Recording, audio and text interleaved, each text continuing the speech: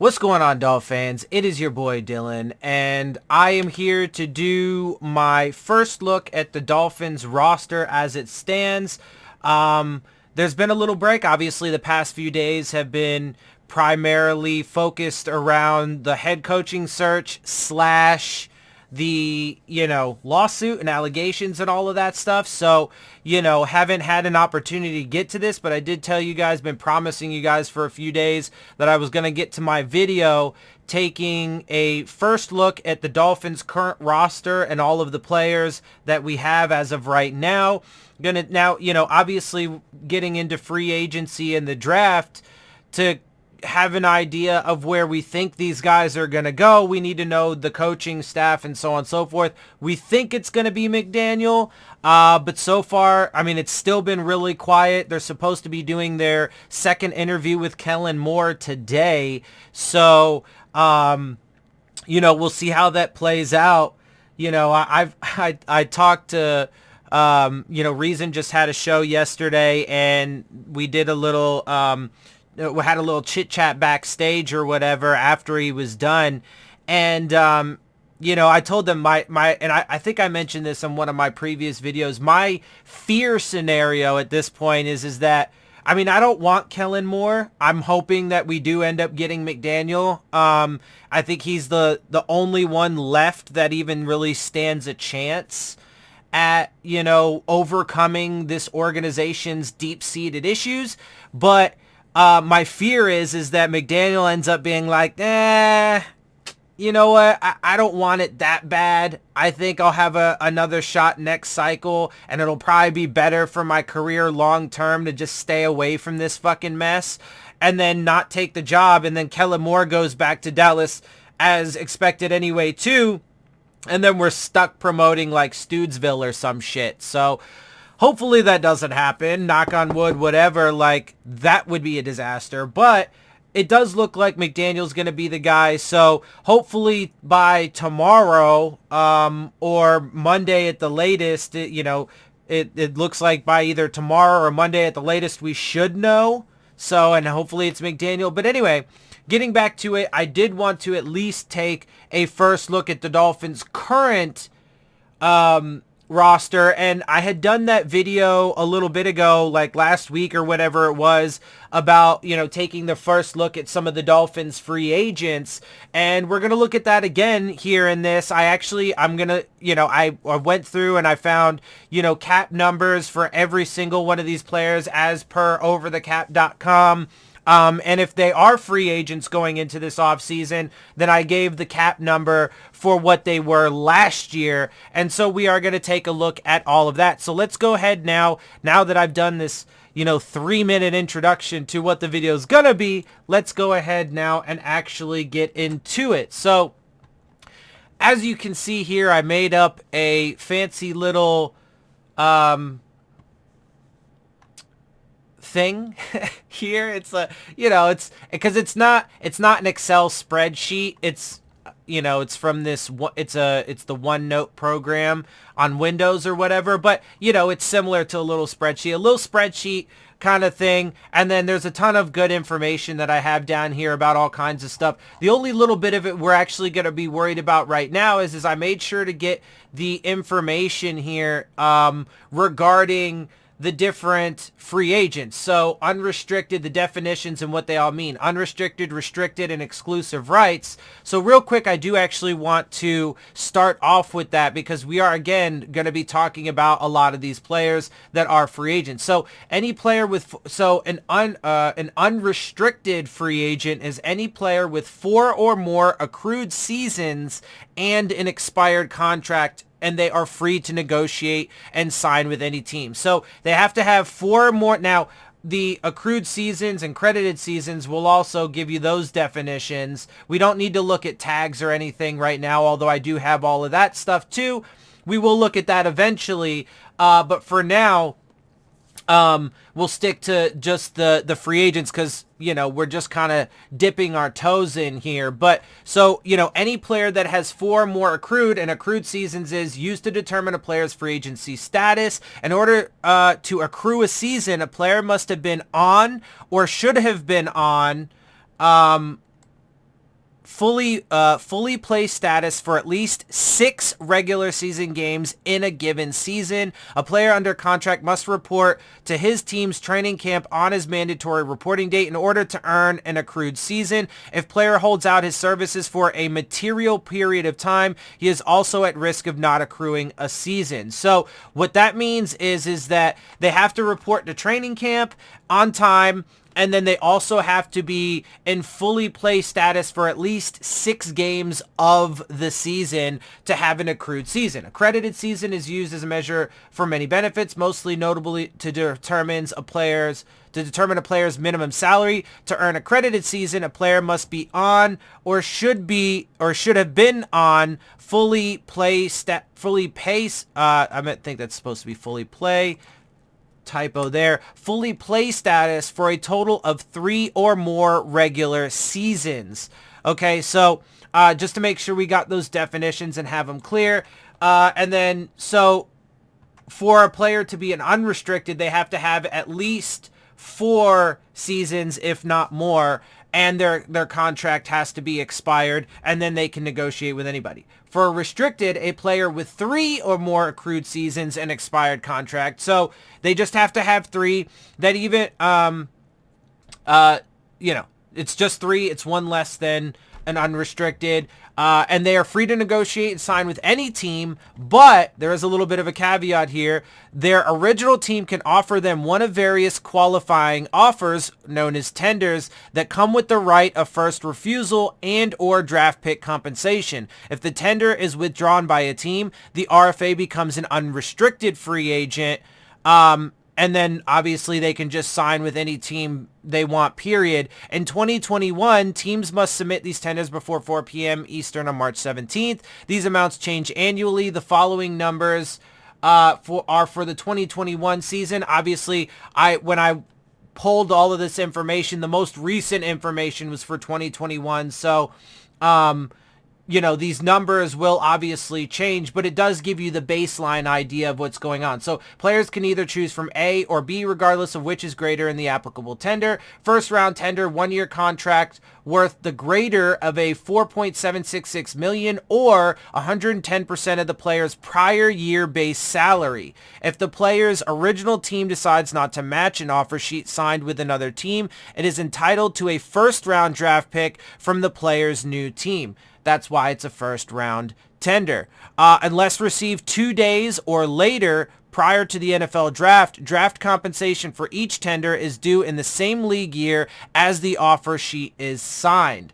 A signed offer sheet with a new team includes principal terms that must be matched by the prior club. However, if the new team includes terms that waive or limit its ability to designate the RFA a franchise player, the old team will not have to match this term if it has tendered the player with an offer worth $500,000 more than the first round tender, $5.266 million in 2021. So it would have had to have been $5.766 million in 2021. And obviously, again, these numbers will change as each year. Second round tender, a 1-year contract worth a greater of A, $3.384 million, or B, 110% of the player's prior year base salary. Draft choice compensation, a second round pick, obviously for a second round tender. Now, an original round tender is a 1-year contract with greater of $2.183 million or 110% of the player's prior year base salary.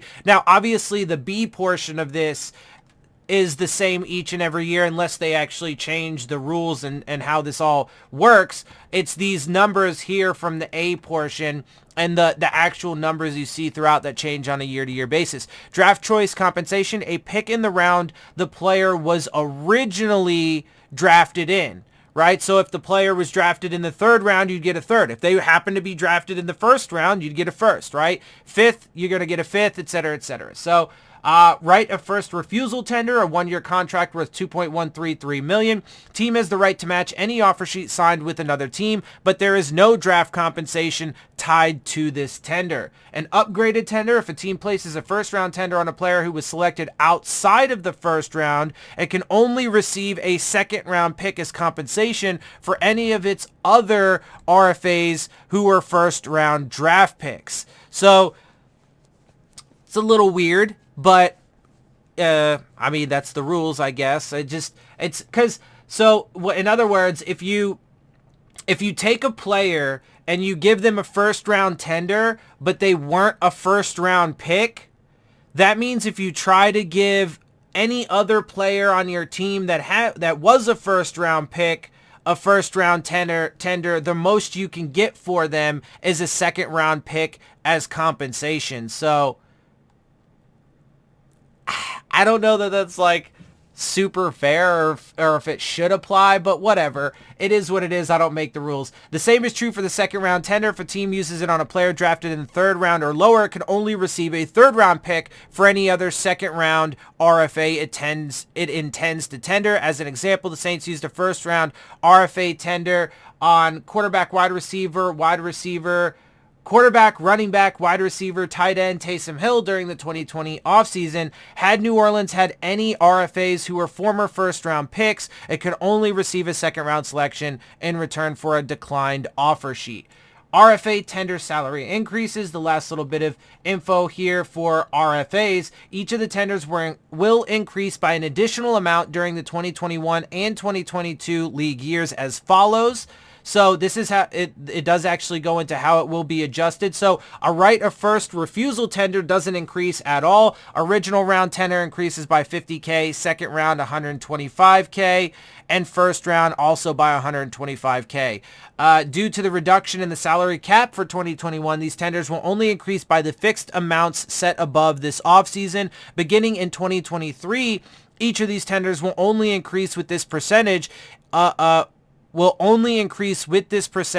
the salary cap, if any, from league year to league year. All right, and then finally, as an exclusive rights free agent, any player with fewer than 3 accrued seasons and an expired contract. If his original team offers him a 1-year contract at the league minimum based on his credited seasons, the player cannot negotiate with other teams. All right. Now all of that is out of the way, and then just real quick, I mean, so you can see the minimum base salaries for 2021 based on credited seasons, and this is what it will look like for 2021, or excuse me, what it did look like, or what it did look like for 2021.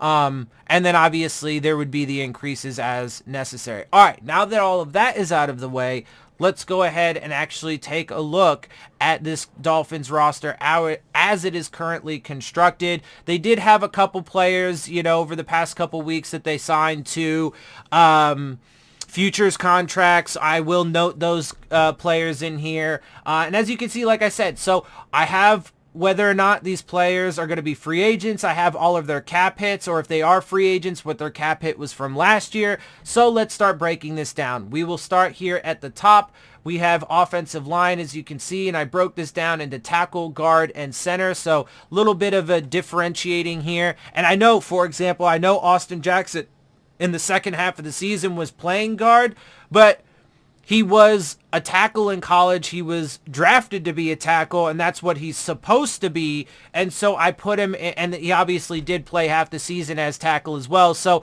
I did put him in there. And obviously, though, like Michael Dieter, he's primarily expected to be a center, but has played multiple positions. A lot of these guys have played multiple positions. I just put them in the position that I figure they will most likely be, or should be, or, along those lines. And then I tried to also do my best as I went through this to put not necessarily the starters at the top here or at the front here, but, I tried to do my best when it came to evaluating like the best players and the along those lines. So like first string, second string, third string, but whatever. I did my best. We'll see. Maybe you think some of these players are better than the ones that I have ranked higher or whatever. But anyway, let's go ahead and start getting through this. So when you look at, we'll start with our tackles. You have Liam Eichenberg, who, obviously he was a rookie this past season. They moved up to get him.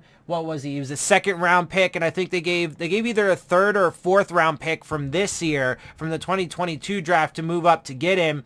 Now, again, as you guys know, I wasn't a super big fan of that. especially because we could have stayed at 50 and got Creed Humphrey. We could have gotten Quinn Miners either there or even with the Hunter Long pick. But, I haven't been, if you guys followed me over the past few years, I've not been a fan of how they have prioritized in the draft. So, it is what it is.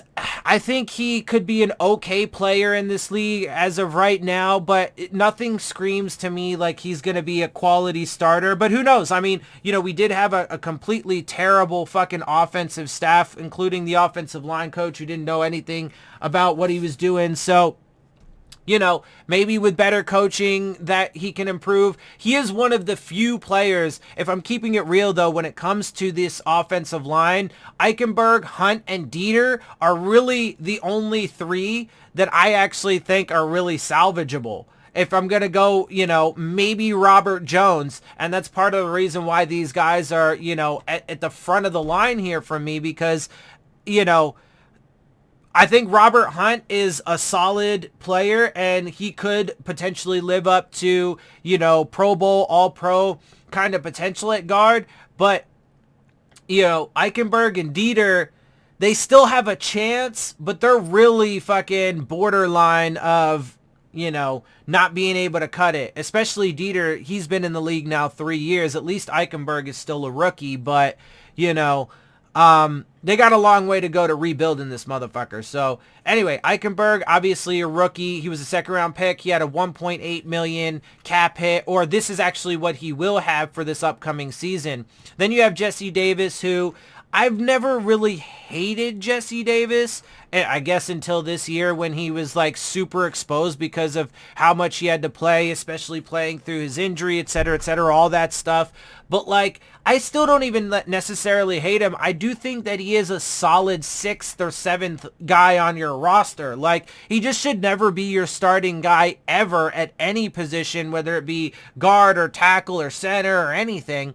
But he most certainly shouldn't be your quarterback's blindside fucking tackle. But again, I believe that was a decision made by Brian Flores because he was trying to sabotage Tua. I think there are a number of examples across the board and from different perspectives that you can use to prove that, and that's just another one. But yeah, 4.6 million is how much Jesse Davis would be expected to earn. I would not have any problem, especially since I want them to go get a couple veteran guys in free agency. I would absolutely, I wouldn't mind if Jesse Davis stuck around as like the 6th or 7th guy, but I also would be perfectly fine with them getting rid of Jesse Davis and saving that money. Austin Jackson to this point has been a complete fucking failure. He's going to be, 3.7 million on the books this upcoming season. I mean, it's been a disaster with him. He's been a complete bust and a complete fail to this point. And unfortunately, it doesn't look like the trajectory is going to get any better. So that sucks. Anyway, then you have Adam Pankey, who they did. I think he fucking sucks. He hasn't shown nothing. Obviously, he is cheap. They did sign him to a reserve futures contract. So, apparently this organization, now we do expect, you would think at least some of the offensive side is going to change when it comes to the coaching staff with whoever comes in, regardless if it's McDaniel or Kellen Moore. And so maybe some of this stuff will change. I would expect to see, some turnover on the roster that should be expected with a new coaching staff, or whatever. Although they're expected to keep at least most of the defensive guys, so probably not a lot. I don't know, bro. There's a lot going on here, but we'll end up seeing. But I thought Pankey fucking sucked. He is obviously cheap, only, about $900K, just under $900K. Keon Smith, a nobody, but he's got a reserve futures contract. He'll be making $705,000. Then you have Larnell Coleman. Obviously, he was a draft pick of ours this year. He ended up getting put on injured reserve before the season, and he stayed there. But I heard there were reports that if he didn't get put on injured reserve, that they probably would have ended up cutting him because now, to be fair, he was a 7th round pick, and obviously he's cheap, doesn't make a lot. He probably will be around this upcoming season because he's a late round draft pick of this team, but I heard that he probably would have ended up being cut, which doesn't say very good things about, I mean, it's another hit that these draft classes will take, another hit to their, ability to evaluate and draft offensive linemen, et cetera, et cetera. So,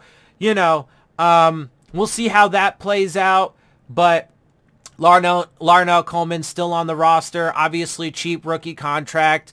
And, for a 7th round pick, keep him around, see what you can. I mean, he couldn't be worse than fucking, like, Greg Little's not very good. He would make a 1.5 million, especially it's half the, roughly half the amount Greg Little would make, and way less than fucking what Austin Jackson would make. And Austin Jackson's been a complete fucking disaster. So, see what Larnell Coleman has. Adam Pankey, they can get rid of him. Keon Smith, I don't know.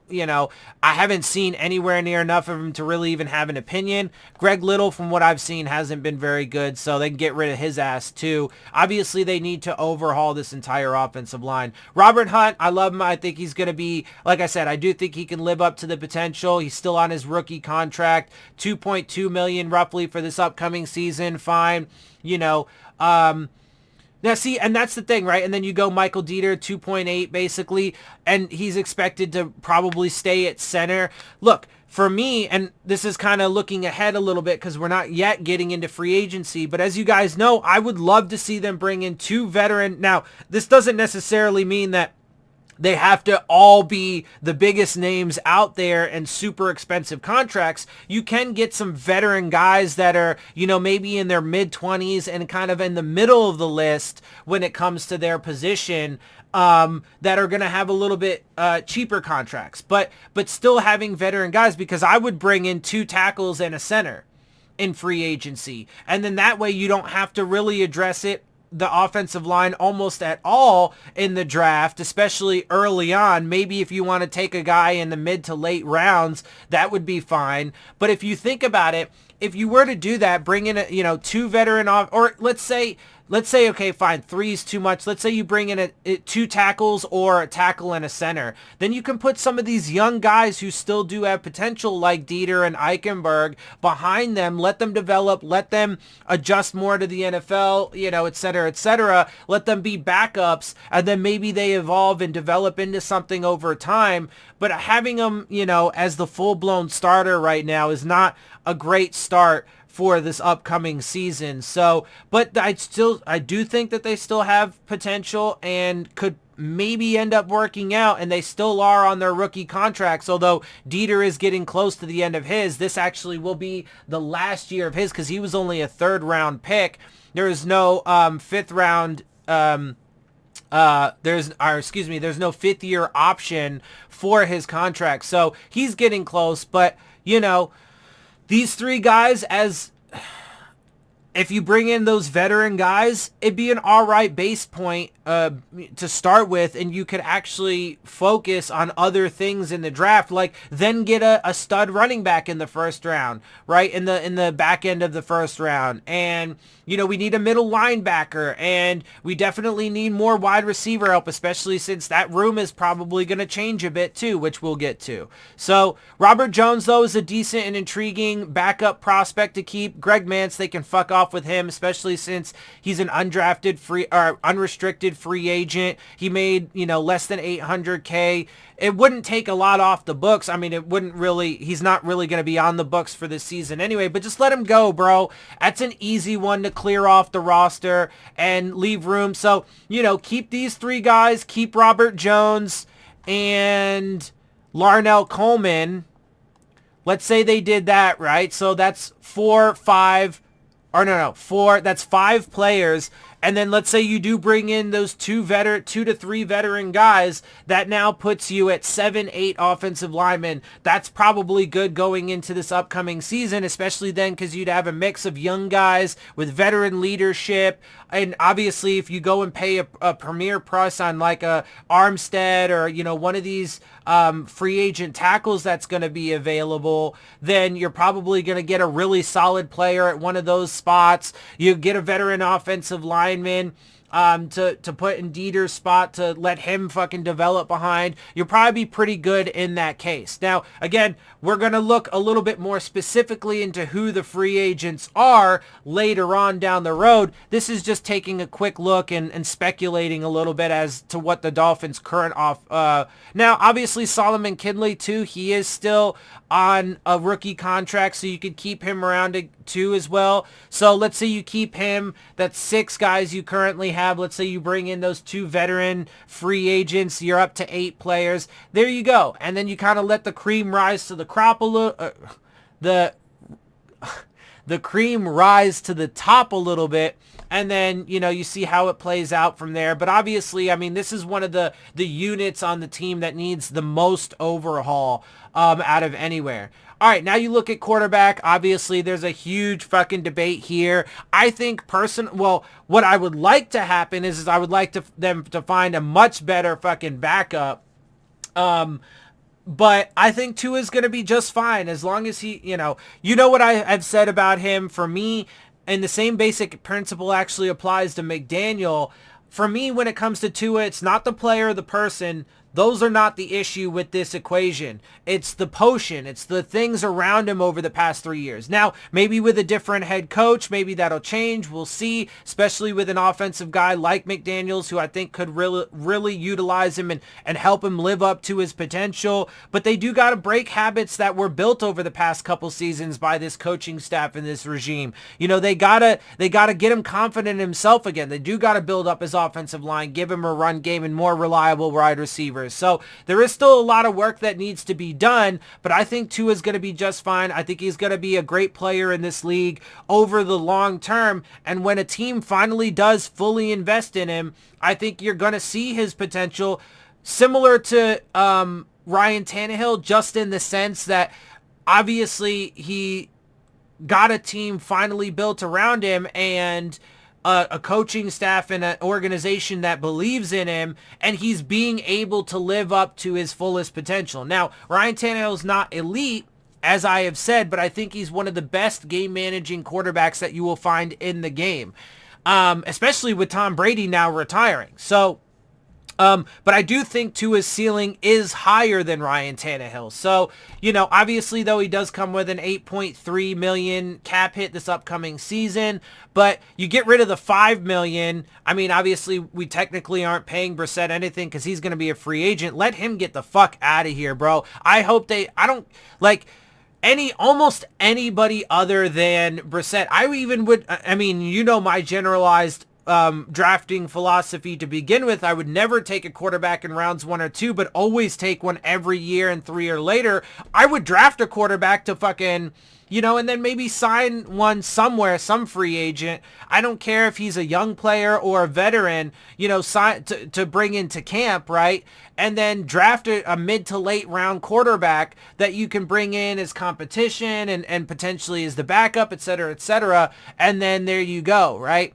Because Brissett fucking sucks. He was absolutely garbage and terrible, and we definitely need something way better than that. But I think Tua is going to be just fine. Obviously, this year, he is expected to be the quarterback, and, you know, it's going to be somewhat of a prove-it year, especially if they do bring in a guy like Mike McDaniel, who should theoretically be able to get the most out of him. So, but obviously, it's still a very hot debate.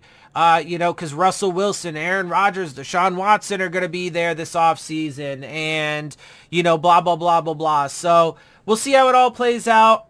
You know, obviously Tua's relationship with the organization, it wasn't just Brian Flores, even though I do think Brian Flores was the biggest problem when it came to the relationship with Tua, but it's got to be strained with the organization too, because, you know, Stephen Ross, the owner, was going after Watson and stuff. And so, you know, the confidence level can't be, I find it hard to believe that his confidence level is like, you know, high with the organization overall. But he is expected to be here, obviously still on a rookie contract for another few years. So unless they trade him away, And by all reports, it does seem like he should be the guy this upcoming season. So hopefully it works out.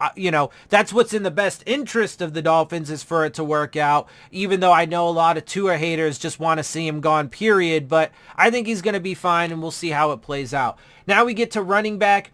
Unfortunately, Duke Johnson is an unrestricted free agent.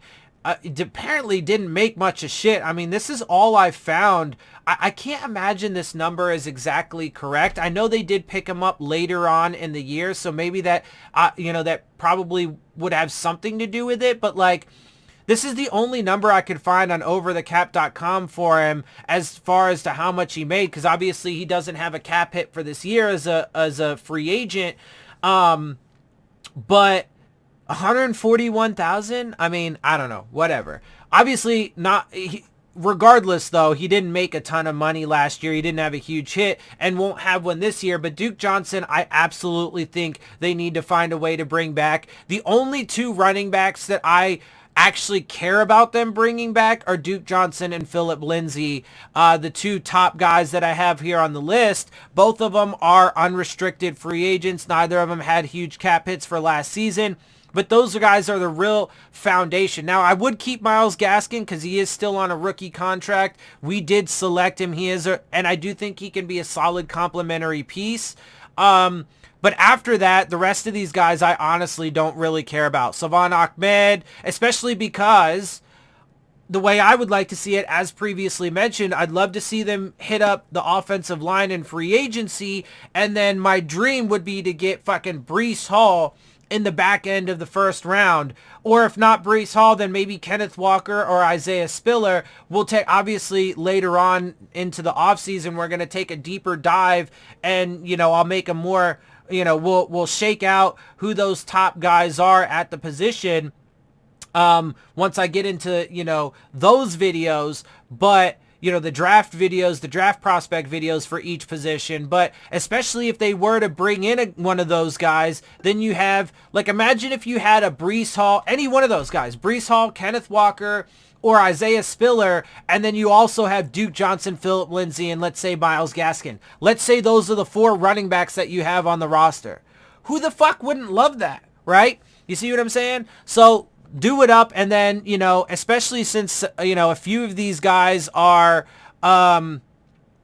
free agents. Pretty much all the rest of these guys are free agents, right? Because Ahmed is an exclusive rights. You have Patrick Laird, who's restricted, and then Malcolm Brown, who's an unrestricted, and let them all go. Just let them all go. Obviously, Jared Dokes, too. He's cheap. He's got a reserve futures contract. He was a draft pick from this past year. So keep him around, too, and maybe he can be, on the practice squad again going into this next season. But let Ahmed, Patrick Laird, and Malcolm Brown go. Keep these other four guys, and then your two draft picks, and then these two guys you brought in this past season who are better than anyone else you have, and then go get a fucking Breece Hall, Kenneth Walker, Isaiah Spiller, and then I think you completely transform that running back room, and you actually have a good one going into this upcoming season. All right. Now let's take a look at tight end. Mike Gesicki, who is expected to be a free agent. There is a hot debate on whether we should keep him. Could they franchise tag him, etc.? I personally would like to see them give him a contract extension. However, he is going to probably command, 10, 12, 13 a year, or at least demand that, and probably could get that from another team that does sign him.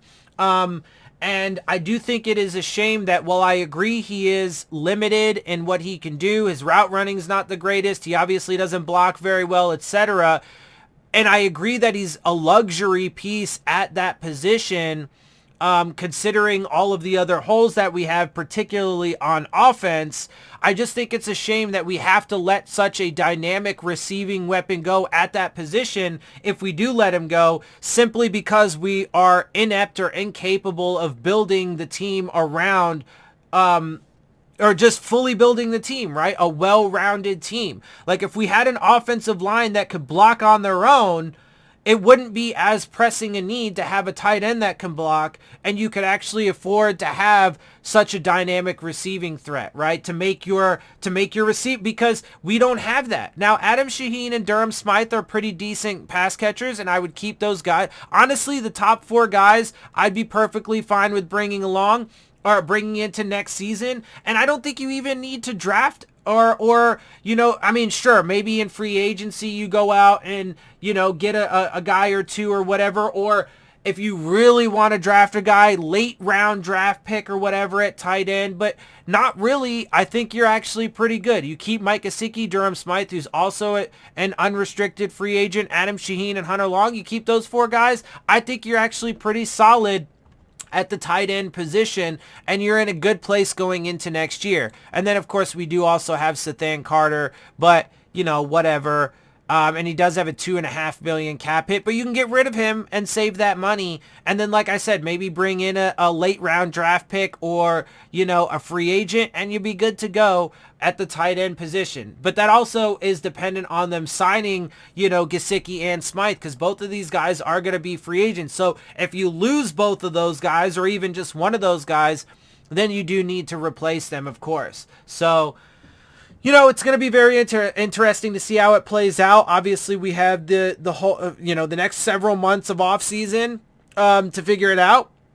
But of course, too, we are kind of, to some degree waiting on who's going to, to find the resolution of this coaching staff, right? And to know for sure what this coaching staff is going to look like, so we can, start to have a firm idea, of what direction they'll go in.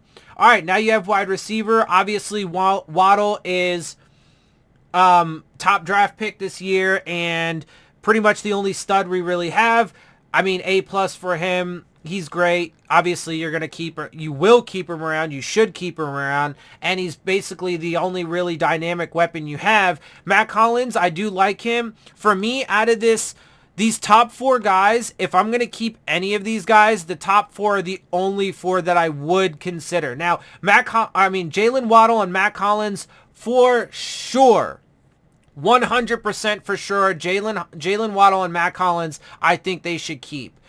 Which would mean they need to find a way to give Matt Collins a contract, maybe 2 years. Give him a 2-year deal, couple million, over that time, and let him be in that fucking room. I think he performed well for you when they did give him an opportunity, etc. He's reliable. He's got a good attitude. He's tough. He's gritty. He's a kind of leader you would like to have in the locker room. Keep him around. Devontae Parker, now, I saw it over the cap. He has an $8.7 million cap hit, although I think it's actually supposed to be more around $5 million for this upcoming season. And if Devontae Parker was on your roster as a 3rd or 4th receiver making $5 million, I don't really have a problem with that. Having said that, it is also true that I would not have given him the extension that they gave him a couple years ago. I think it would have been perfectly acceptable to find a replacement because, he's just not reliable enough. I do like the production he gives you when he is on the field, generally speaking, but it's just not anywhere near enough.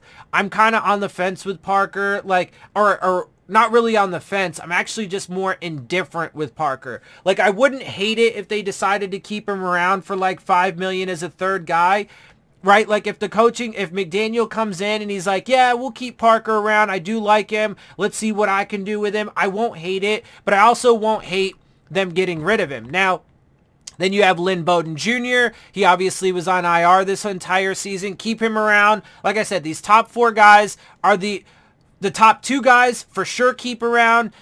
Parker and Bowden, I would say, have a good argument for keeping around, but you could also get rid of them. I'm kind of indifferent on both of them. After that, though, I don't really give a shit. Get rid of Isaiah Ford, Albert Wilson, Preston Williams ain't done shit. And especially too, now these guys are all free agents as well, so you can just let them go. You already don't have, price points for him going into this next season, but Albert Wilson made $5 million this last year, right? Alan Hearns, who was on IR, get rid of him. They do have Cody Core on a reserve future contract, so and as well as Devontae Dedmon, although I couldn't find a number for him. And obviously Will Fuller, GTFO, bro. Get the fuck out of here. GTFOH. Get the fuck out of here. $10 million for last year. What a joke there. But that's what I'm saying. Like, if you keep 3 or 4 of these top guys, Waddle, Hollins, Parker, and Bowden, and then you get rid of Isaiah Ford, Albert Wilson, Preston Williams, Allen Hurns, with Cody and Will Fuller, get rid of all those guys with Cody Core, Devontae Dedmon as, other camp bodies and stuff. That puts you at 6 wide receivers. Draft one in the mid rounds in the 2nd, 3rd, or 4th round, right? And then maybe go out and pluck another, camp body in free agency. And I think you will have a decent starting point for this upcoming season, especially with an offensive mind like a Mike McDaniel, should he actually become our coach, which is, of course, the hope. All right, now let's move over to the defensive side of the ball.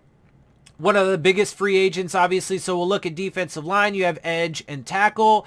Obviously, it's depending on the scheme, because there's a 4-3 where you have 2 interior defensive tackles with the 2 edge rushers, and then a 3-4 where you have a nose tackle and then the 2 edge players, right? So it's a little bit different depending on the scheme. We don't know 100% if they're going to run the same thing, although keeping the same defensive staff, which is what we expect, you would likely think they'll run something similar, if not pretty much the same. But either way, though, it is a hybrid defense, a hybrid 3-4-4-3. So it's hard to really make, although they list Jalen Phillips as a linebacker, he's an edge rusher, and that's where he should be. That's where he's most potent. That's where he's, he should be. That's not to say that he can't develop further and be better and good in like dropping back and doing other things, but that's really his forte and where he really, completely excels. So anyway, let's go on though. So last year, Emmanuel Ogbah did make $7.5 million.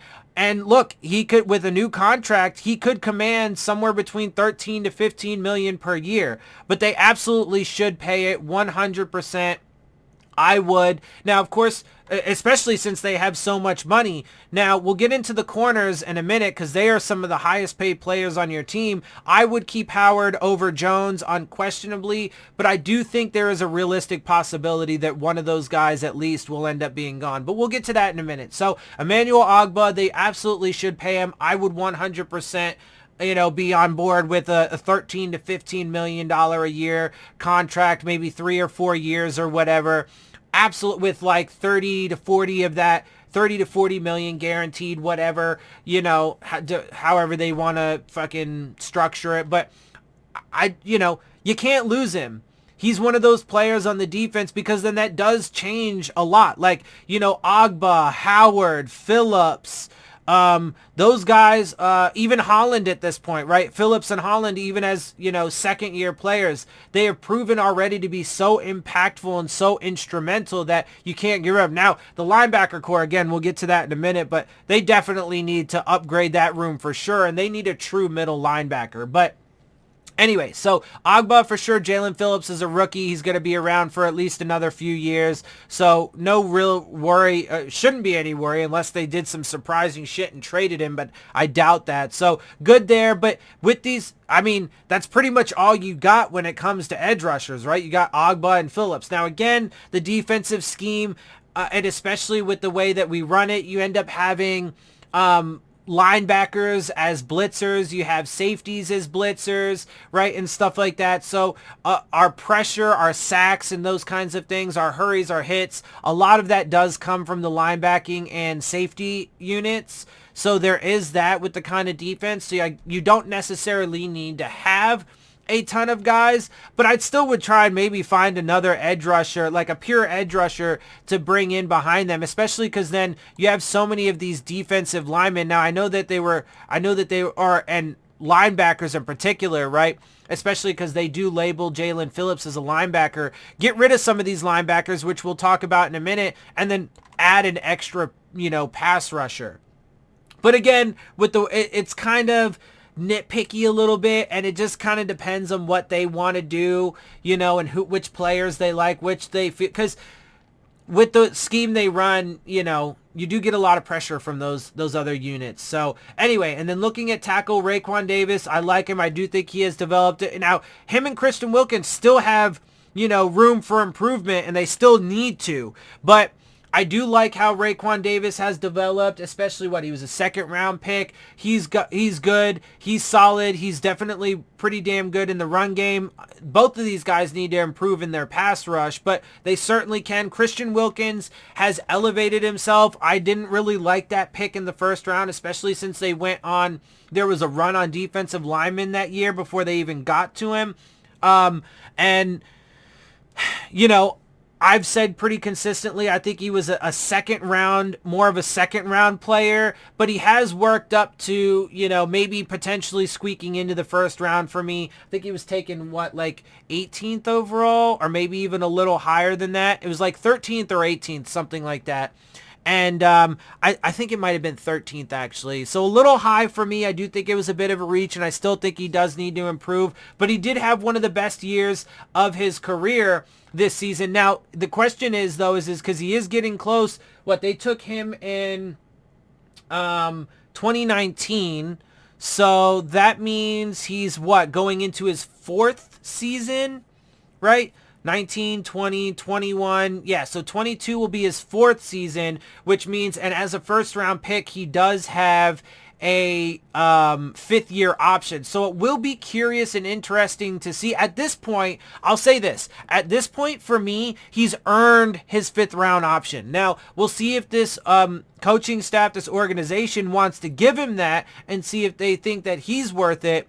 But I do think he is, you know, a top 3 defensive lineman, a top 3 defensive tackle on this team, and I think he is a really good player to have in that rotation. So I would keep Davis and Wilkins around. Zach Sealer, I like him. These top 3 guys are really the foundation for me. When it comes to these last 2 guys, John Jenkins and Adam Butler, I'm indifferent about both of them. Keep them around, cool. Get rid of them, I don't care. When it comes to the linebackers, though, Jerome Baker, I mean, I think they overpaid him in his contract extension, especially for what he is.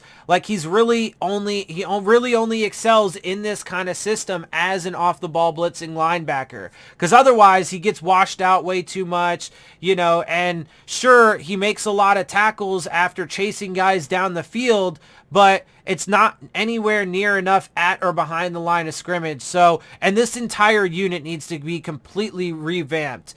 I would say let Alandon, even though I do have, you know, these guys are listed at the top here, almost none of them I would really care to keep around. Jerome Baker's going to stay around, and I do like him as a rotational piece. Alandon Roberts, maybe just from a leadership standpoint and an experienced veteran standpoint. But other than that, I'm kind of indifferent. Andrew Van Ginkel, I do like him, and obviously he was a draft pick of ours in 2019 as well, right? He was a 5th round pick. And for the production you've gotten out of him as a 5th round pick, I do like him. The price point's not very high. He's still on that rookie contract for at least 1 more year, right? So, and I do think he will be around. So, solid guy there. But again, a very limited player in what he can do, very similar to Jerome Baker in that way. Duke Riley, not bad, but he is a free agent. Will they want to keep him around? After that, though, really, Darius Hodge, whatever, Calvin Munson, whatever, Sam Eguavoen, or whatever, bro, he's weird to me because he shows so much potential in the offseason and the preseason. But then when we get to the regular season, he either can't crack the lineup, or when he does, he doesn't do anything. So I'm kind of past him. Get rid of him as well. Get rid of Vince Beagle and Brendan Scarlett. And that's why I'm saying clear out some of these linebackers, especially because you're going to need to revamp that unit. And then I would also maybe convert one into, instead of bringing in, you know, another 3 or 4 linebackers, maybe you bring in 2 or 3. And then you also add another, you know, pure pass rusher on the edge. But yeah, I mean, the linebacker unit definitely needs to get a complete overhaul. It's not very good. And then cornerbacks. So Xavier Howard, Byron Jones. Obviously, you know, I think Byron Jones had an okay season, obviously, especially in the second half when they actually started, you know, calling the defense correctly. But, you know, you saw both of these corners struggle in the first half. And to be fair, they were both battling, pretty significant injuries, groin injuries. Jones also had an Achilles. So, there was that, but they're both really expensive, right? Over $16 million a piece. Although I do think Howard is, head and shoulders above Byron Jones. You're not going to get the turnover production from Byron Jones, not even close to what Xavier Howard's going to give you. Now, did Howard have 10 interceptions this year? No, but what? He made it to 4, 5, 6, something like that by the season's end. And then he also gave you 2 or 3 fumble recoveries, including one of them that was for a touchdown. Do you see Byron Jones doing that? No. And that's why he's overrated to me and why you don't pay. Look, they paid him at the time. They paid him like the best corner in the league. At the moment they gave Byron Jones, now there was very rapidly another 1 or 2 contracts from other players that were signed shortly thereafter. I think Jalen Ramsey and, who's the other one I'm thinking of? God damn it. Fuck, I can't think of the other corner, but Jalen Ramsey I think was after him. But at that moment they paid him like the best player in the league at that position, and he's not even close. Like, I mean, there are a number of guys ahead of him, right? So like, it just didn't make any sense to me, and especially when you then create the problem that you created with Xavier Howard because you paid him more than a guy that's way better than him. I do think at some point one of these guys is going to end up going, and I think that this offseason it very well could be the case. I would like to see them keep Howard over Byron Jones, not only because I think he's better than Jones. If it comes down to that, if they can't find a way to keep both of these guys and have your 2 lockdown corners, then I would see Howard over him personally, but also because we drafted him, right? And that does go into it. So, and Howard has said that he wants to play out his career as a Dolphin. And I do think that there is some chance, because a lot of people are like, and like Big O, for example, thinks it's a foregone conclusion that they're going to trade Howard. I think that there is a reasonable probability that if they do try to trade Howard, he will retire instead. Because he is getting close to 30. He does have, wear and tear concerns, especially as he gets older. He knows that stuff, and he said he wants to be a Dolphin for life. So I could see a reasonable probability that if they tried to trade him to another team, he would just say, I'm going to retire, and that be it. So we'll see how that plays out. Nick Needham, solid player. I think he really has come into his own, especially as an undrafted guy. I would keep him around. I would give him a contract extension. Justin Coleman, I'm indifferent about him. He's kind of whatever. He did come on in the second half, obviously, though, because in large part because they were playing the defense way better. Trill Williams, I would bring him back because he is a very intriguing youngster. Get rid of Javaris Davis, although they do have him on a reserve futures contract. I mean, Noah to this point has been a complete disaster, but he is a first-round pick of ours, so he's probably not going away quite yet. D'Angelo Ross has a reserve futures. Quincy Wilson has a reserve future. So they'll be around for at least training camp. But after that, I mean, all of these guys are pretty much, at this point, pretty much nobodies that are going to be just camp bodies and backups and, depth options and stuff, developmental pieces and stuff like that. Elijah Campbell, honestly, for me, the best thing he did was when he came out to the fucking press the only press conference that he had, which was like right after the trade deadline and stuff. It was right after Brian Flores had told the locker room that they were going to play an entirely different brand of football, which, as we know, only applied to the defense, and was another piece of the data that shows to me and proves to me that Brian Flores was, one, in control of it, the decision making and how they played the defense in the first half via the second half, and also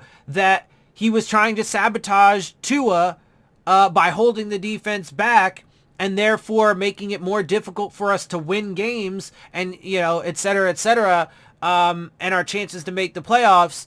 And that's, it's more evidence to that to me. So because he got, Brian Flores got upset about it too. Like because he didn't want people knowing his true intentions. Anyway, Jamal Perry, he fucking sucks as far as I'm concerned. He hasn't done shit. Get rid of him too.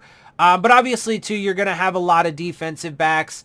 Teams generally go pretty heavy there. So we'll probably have a number of these guys, but Howard, Jones, Needham, I think like I said, I'm indifferent about Coleman and Trill Williams, but after that, it's just what the fuck ever. Noah's been a bust, and the rest of these guys are just like camp bodies and stuff like that. So these top, 4 or 5 guys are really the guys that I care about. I would definitely bring Howard back. I would be fine with if they have to choose between one of these two dudes and can't bring them both back, let Jones go. But bring Needham back for sure. Indifferent about Coleman, should bring Trill Williams back as far as I'm concerned, and then the rest of the guys or whatever. Safety, Javon Holland, love him. I would have prioritized differently in that draft. And at the time, I did say, though, if I was going to take a safety, I probably would have taken Trevon Moehrig over him. Although I didn't know at the time that he had some injury concerns. But it didn't seem to be much of an issue in this year, because I'm pretty sure, if I'm not mistaken, he played pretty much all of it and played pretty well. I can't remember even which team he's on. It's on a team that we played this season. Was it the Raiders, maybe? I think it might be the Raiders. Anyway, but he's grown on me. I love him, and I do think at this point he certainly is our top safety. And with Brandon Jones, I do think that they are a really solid pairing at the safety position. Now, obviously, then what are you going to do behind that? Because you do need depth. Eric Rowe is here. I think he's a solid player. I wouldn't mind having him back. Jason McCourty, whatever, I'm indifferent. Won't care either way. Sheldrick Redwine, Clayton Fejedelem, those guys are mostly special teams, especially Fejedelem. So, we'll see how that plays out. But I would like to see them. It's not a super high need on the list for me.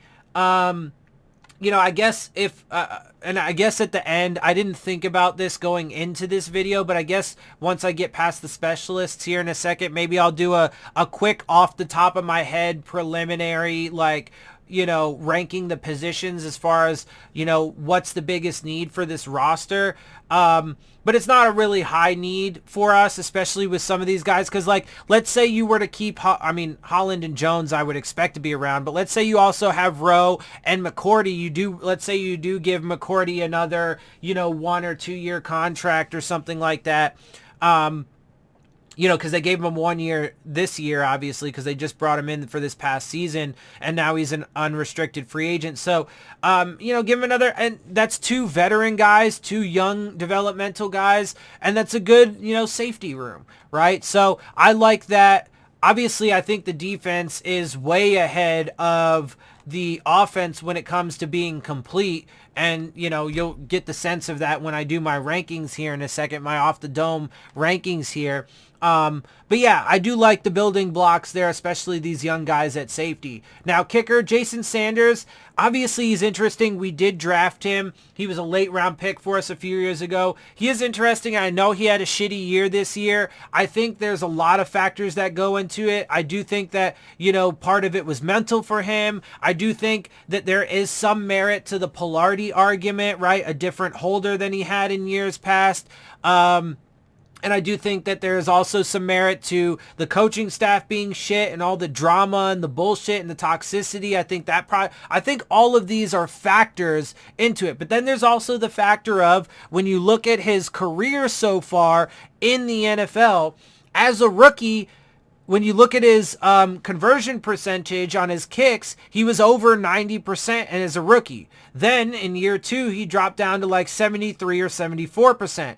In year 3, he went back over 90. This year, he was back in the low to mid 70s, right? So he's kind of been back and forth. So I don't hate Jason Sanders. I think he's fine. And I think that, if you just go based off of that trend, he should have a good season this upcoming year, right? And just off the trend alone. But then you also get rid of a lot all of it's not gone, because a lot of that dysfunction, drama, and toxicity is rooted from Stephen Ross and at the very top. But you do get rid of Flores and a lot of that. And also, too, if you get rid of fucking Pilardi, because I think he was not good and you should get a new fucking punter, you change all of those, the factors, the dynamics of all of those factors, and you know, he could bounce back and have another good season and be the kicker that we saw in year 1 and year 3. So we'll see. I don't have a problem with Jason Sanders.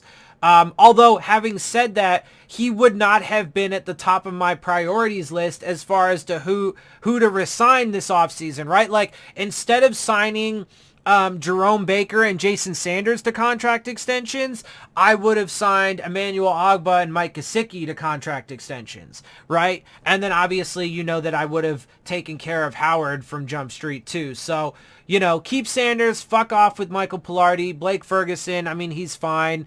You know, I didn't see any need to draft a long snapper, especially because I think we could have probably gotten him as an undrafted guy. But at that time, we also still had, oh my God, please tell me I'm not going to fucking blank on his name. John Denny. We still had John Denny at the time and no reason to believe that he was going to, you know, fall off. And so that's why I just don't think it was a need to take him. What was he? He was a 6th round pick. I get it. It's a late round pick, but I'm pretty sure they could have gotten him as an undrafted guy. They wouldn't have had to waste one of their actual draft picks on him, and they still could have brought him in, and then Denny probably would have been just fine, at least for that next season, for the 2020 season, if not, you know, into 2021 as well. So there you have it. That is a breakdown of the Dolphins' current roster. I know this turned out to probably be a little bit of a lengthy video. Yeah, about an hour-long video, but there's a lot of good information, I think, in here. A good, you know, first initial look at the Dolphins roster as it stands. Obviously, like I said, as the offseason progresses, I'm going to get more in-depth with my free agency videos, with my draft videos, looking at the different prospects, and so on and so forth. And when I actually get into those videos too, when it comes to these players, I'll actually do, like, I was thinking about including it, but I figured that would probably be a little too much for this initial look. But in those upcoming videos, since I'm going to be doing individual videos for the individual units, like I'll do one video on the offensive line, one video on quarterbacks, one video on running backs, etc., etc. So I'll actually go through the statistics of each of these players too, and their performance as best I can. Unfortunately, I can't afford a subscription to Pro Football Focus, so it's a little bit harder to give you the analytics for, like, offensive linemen, for example. So I'm just going to have to give you the best analysis I can without those, you know, pass blocking grades and run blocking grades and so on and so forth. So, but I am going to go more in depth with those videos as the offseason progresses. So just a first look, I think it was pretty good. And also too, I wanted to make sure to give you all of that information on the different free agency classes, right? The restricted, the exclusive rights, unrestricted, give you a little bit on those tenders and all of that information, so that way we can have that clear and understood going forward, especially for me, because I always got those confused in the past, and so I need to be better at that, and so wanted to make sure to give you guys that information as well. So I hope you do like it. I liked it. I think it was a good quality video, but you know, we'll see what everybody else thinks. I'm still a long way from being relevant in the community because I don't have that, you know, level of a subscriber base yet, like, you know, TD or Doug or Reason or, you know, those guys. So hopefully I'll get there. I would need to get there kind of soon because my life circumstances, not exactly the most concrete, let's say. So hopefully I can get there in the relatively near future, over the next year, over this year, the 2022 year. But, you know, I just keep doing my best. I hope you guys do appreciate it and everything. So, with all that, let me go ahead and get out of here. Before I do, make sure you check out the Rave On Sports App, the new fan-driven sports app for all of your sports, whether it be basketball, baseball, football, college, whatever you like, they got it, and they're looking to enhance your game day experience with live play-by-play coverage, live chats with other fans and content creators like myself, as well as providing you with an arena to dispute all of the terrible officiating. So look for the links to that in the description box. And with that, I'm going to get out of here. I hope you guys appreciate my perspective. If you do, make sure you hit the subscribe button, make sure you hit the like button, make sure you hit the bell if you want to get the alerts. Share my channel and videos with your friends and family. Leave your questions, comments, and concerns down in the comments section. And of course, as always, follow me on Twitter at DillonTartaro, as well as on Instagram at Dolphins_with_Dillon. And with that, I am out. I'll see y'all soon. Fins up. 7 seconds left. Tannehill will throw it. And this will end it after the shuttle. Miami running around. Circling. Look out. Gronkowski did not let it go. Touchdown. Tannehill Ray. A miracle. Miraculous in Miami. Stills to Parker to Drake. And they held off the field. Unimaginable what has taken place here in South Florida. The Dolphins have done it. They keep their season alive. 69 yards. Wow. Pure joy. Miami wins it.